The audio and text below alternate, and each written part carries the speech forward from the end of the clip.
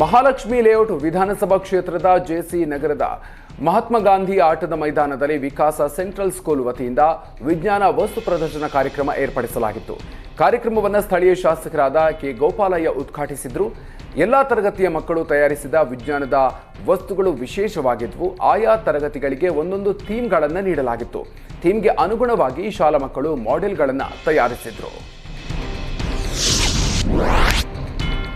ಪದ್ಮಶ್ರೀ ಪ್ರಶಸ್ತಿ ಪುರಸ್ಕೃತ ವೆಂಕಟಪ್ಪ ಸುಗತೇಕರ್ಗೆ ಸಚಿವ ಆರ್.ಬಿ. ತಿಮ್ಮಾಪುರ ಸನ್ಮಾನಿಸಿದ್ದಾರೆ.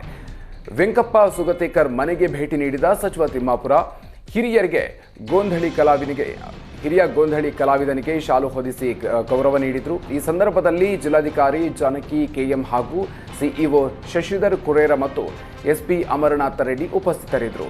ಸಚಿವರು ಹಾಗೂ ಅಧಿಕಾರಿಗಳ ಎದುರು ಗೋಂಧಳಿ ಹಾಡು ಹಾಡೋ ಮೂಲಕ ವೆಂಕಪ್ಪ ಸುಗತೇಕರ್ ಗಮನ ಸೆಳೆದರು.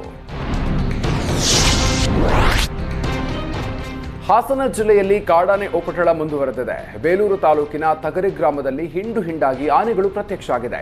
25ಕ್ಕೂ ಹೆಚ್ಚು ಕಾಡಾನೆಗಳು ಒಮ್ಮೆಲೆ ಧೂಳೆ ಬೀಸ್ತಾ ರಸ್ತೆ ದಾಟೋ ದೃಶ್ಯ ಸೆರೆಯಾಗಿದ್ದು ಆತಂಕ ಸೃಷ್ಟಿಸಿದೆ. ಕಾಡಾನೆಗಳು ಕಂಡು ಕಾಫಿ ತೋಟದ ಕೆಲಸಗಾರರು ಮನೆಗೆ ವಾಪಸ್ ಆಗಿದ್ದಾರೆ. ಬೇಲೂರು ಭಾಗದಲ್ಲಿ ಪದೇ ಪದೇ ಕಾಡಾನೆಗಳು ಕಾಣಿಸಿಕೊಳ್ತಾ ಇದ್ದು, ಕಾಡಾನೆಗಳನ್ನು ನಿಯಂತ್ರಿಸದ ಅರಣ್ಯ ಇಲಾಖೆಯ ವಿರುದ್ಧ ಸ್ಥಳೀಯರು ಆಕ್ರೋಶವನ್ನ ಹೊರಹಾಕಿದ್ದಾರೆ.